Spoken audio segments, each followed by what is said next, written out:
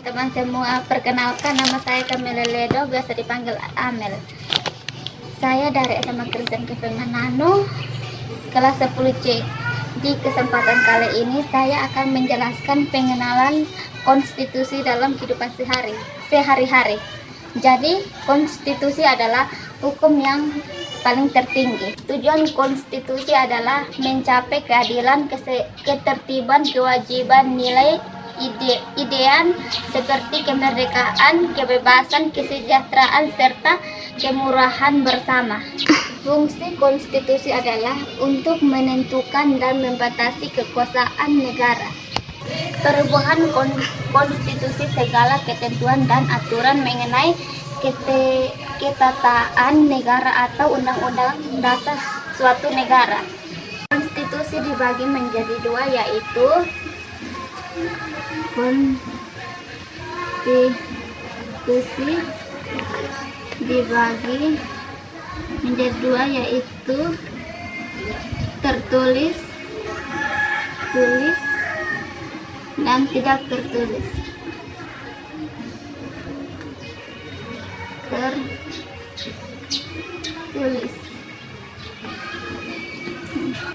Konstitusi tertulis adalah konstitusi yang tertulis dan memuat semua fakta dan bentuk buku yang dapat dibaca kapan saja. Konstitusi tidak tertulis adalah aturan-aturan dasar yang timbul dan terpelihara dalam praktik penyelenggaraan negara meski tidak tertulis. Konstitusi berasal dari nilai dan norma yang ada di dalam masyarakat praktik. Penyelenggaraan negara konstitusi tertulis ialah Undang-Undang Dasar 1945. Tahukah teman-teman, perumusan Undang-Undang Dasar 1900 harus melalui perjuangan yang panjang. Perumusan Undang-Undang Dasar 1945 berawal dari dibentuknya Badan Penyelidik Usaha Persiapan Kemerdekaan atau BPUPK pada 29 April 1945 setelah BPUPK berhasil merumuskan dasar negara, yaitu Pancasila. BPUPK merumuskan rancangan Undang-Undang Dasar. Pada sidang kedua, BPUPK membahas tentang perumusan Undang-Undang Dasar 1945. Dalam sidang tersebut dibentuk panitia perancang Undang-Undang Dasar yang diketuai oleh Insinyur Soekarno. Panitia tersebut bertugas untuk menyusun rancangan Undang-Undang Dasar. Panitia ini merumuskan pembentukan Undang-Undang Dasar yang disebut Piagam Jakarta sebagai rencana untuk pembukaan Undang-Undang Dasar 1945. Selain itu, dibentuk juga panitia kecil yang bertugas untuk merumuskan Undang-Undang Dasar dengan segala pasal-pasal yang diketuai oleh Mr. Supomo. Pada tanggal 14 Juli, BPUPK melanjutkan sidang untuk menerima laporan dari panitia rancangan Undang-Undang Dasar. Ada 3 hal yang dilaporkan Soekarno sebagai ketua panitia, yakni pernyataan Indonesia Merdeka, pembukaan Undang-Undang Dasar, dan batang tubuh Undang-Undang Dasar. Setelah berhasil merumuskan rancangan Undang-Undang Dasar 1945, BPUPK digantikan dengan PPKI, Sistematika Undang-Undang Dasar Negara Republik Indonesia tahun 1945, ditetapkan dan disahkan oleh PPKI pada tanggal 18 Agustus 1945. Berlakuan Undang-Undang Dasar sempat diberhentikan selama 9 tahun. Dengan berlakunya Konstitusi Republik Indonesia Serikat dan Undang-Undang Dasar 1950, Undang-Undang Dasar kembali berlaku sebagai konstitusi negara melalui dekret Presiden yang dikeluarkan oleh Presiden Soekarno pada tanggal 5 Juli 1950. Teman-teman semua, Undang-Undang Dasar yang kita ketahui dan gunakan sekarang ini itu sudah bukan susunan yang sama seperti pertama dibuat Undang-Undang Dasar Negara Republik Indonesia 1945 merupakan undang-undang dasar yang pernah diamandemen. Apa itu amandemen? Amandemen merupakan perubahan resmi berbagai dokumen resmi catatan tertentu tanpa melakukan perubahan terhadap undang-undang. Undang-Undang Dasar tahun 1945 terdapat pasal-pasal yang berkaitan dengan kehidupan seluruh warga negara. Apa saja pasal-pasal yang berkaitan dengan kehidupan warga negara? Yuk kita cari tahu bersama-sama tentang pasal-pasal yang berkaitan dengan kehidupan seluruh warga Indonesia. Pasal pertama, pasal yang berkaitan dengan hak dan kewajiban warga negara adalah pasal 26, pasal 27, dan pasal 30. Pasal 26 berisikan tentang ketentuan warga negara dan syarat kewarganegaraan. Pasal 27 berisikan kedudukan warga di dalam hukum dan hak warga negara atas pekerjaan serta penghidupan yang layak. Sedangkan pasal 30 berisikan tentang hak dan kewajiban warga negara ikut dalam pembelaan negara. Yang kedua, pasal yang berkaitan dengan hak asasi manusia adalah pasal 28A, 28B, dan pasal 28C. 28A berisikan tentang hak mempertahankan hidup dan kehidupan. Pasal 28B berisikan tentang hak membentuk keluarga dan melanjutkan keluarga melalui perkawinan serta hak seorang anak. Pasal 28C berisikan tentang hak mengembangkan diri dan mendapat pendidikan serta ilmu.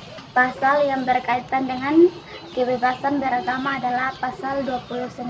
Pasal 29 berisikan negara berdasar atas ketuhanan yang Maha Esa. Negara menjamin kemerdekaan tiap-tiap penduduk untuk memeluk agamanya masing-masing dan untuk beribadah menurut agama dan kepercayaannya. Pasal yang berkaitan dengan pendidikan adalah pasal 31. Berikut ini adalah isi pasal 31. Setiap warga negara berhak mendapatkan pendidikan. Setiap warga wajib mengikuti pendidikan dasar dan pemerintah wajib membiayainya. Dan dengan bela negara adalah pasal 27 ayat 3 serta pasal 30 ayat 1. Pasal 27 ayat 3 yang berisikan warga negara berhak dan wajib ikut serta upaya pembelaan negara, serta pasal 37 ayat 1 berisikan tentang tiap-tiap warga negara berhak dan wajib ikut serta dalam usaha-usaha pertahanan keamanan negara. Pasal yang berkaitan dengan perekonomian nasional dan kesejahteraan sosial adalah pasal 33 ayat 1 sampai 5 dan pasal 34 ayat 1 sampai 4 berkaitan dengan perekonomian dan kesejahteraan sosial. Nah, itulah tadi pengenalan konstitusi dalam pengalaman hidup sehari-hari. Kita sebagai generasi muda harus mengetahui tentang konstitusi, karena nantinya kita yang akan melanjutkan estafet perjalanan bangsa. Jadi kita generasi muda bisa memahami tentang konstitusi negara. Di kesempatan kali ini saya akan menjelaskan pengenalan norma dalam kehidupan sehari-hari. Jadi teman-teman semua pasti mempunyai kepentingan. Nah, kepentingan antara satu orang dengan orang yang lain pasti berbeda, bukan? Nah, agar tidak terjadi perselisihan dalam perbedaan kepentingan, maka diperlukan adanya norma. Jadi secara sederhananya, norma adalah kesepakatan yang disepakati bersama.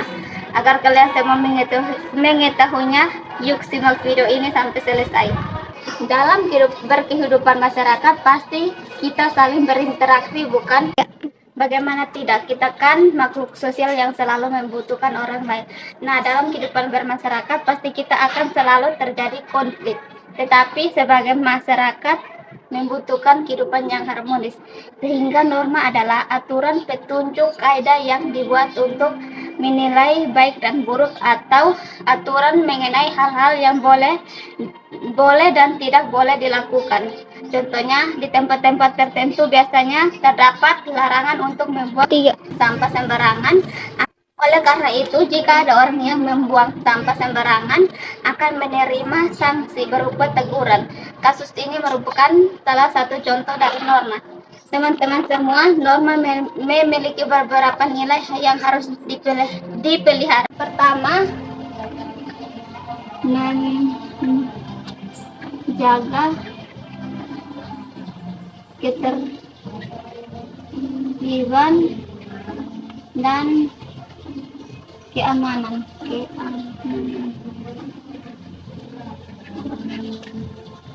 Dua, menjaga benturan. Tiga, bentuk akhlak dan karakter. Empat, menjadi petunjuk. Kelima, mewujudkan keadilan.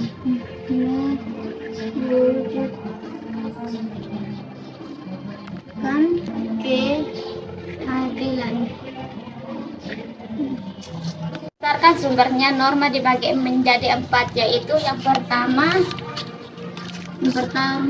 norma susila, yang kedua norma sosial, ketiga norma agama,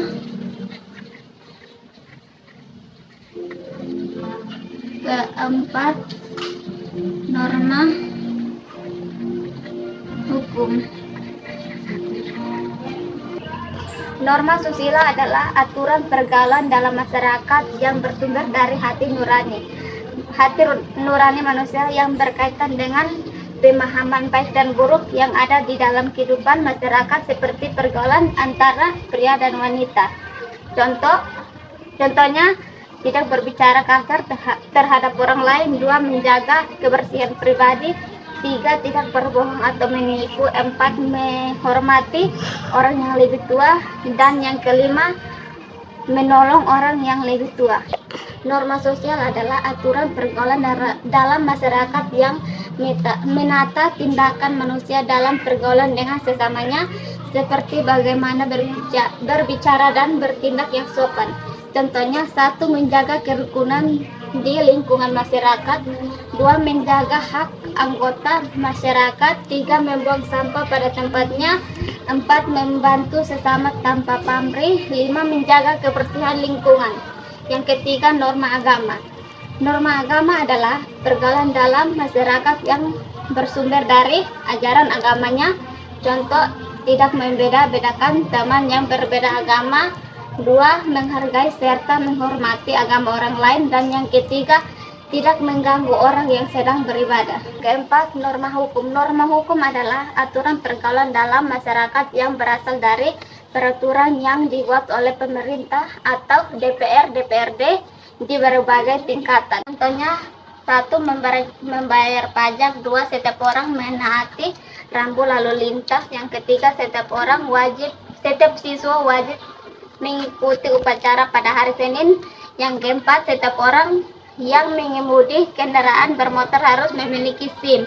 Dan yang kelima, setiap orang dilarang melakukan kekerasan. Nah, itulah tadi pengenalan norma dalam kehidupan sehari-hari. Semoga dengan materi ini teman-teman semua bisa bertambah paham. Sekian penjelasan dari saya, semoga bermanfaat.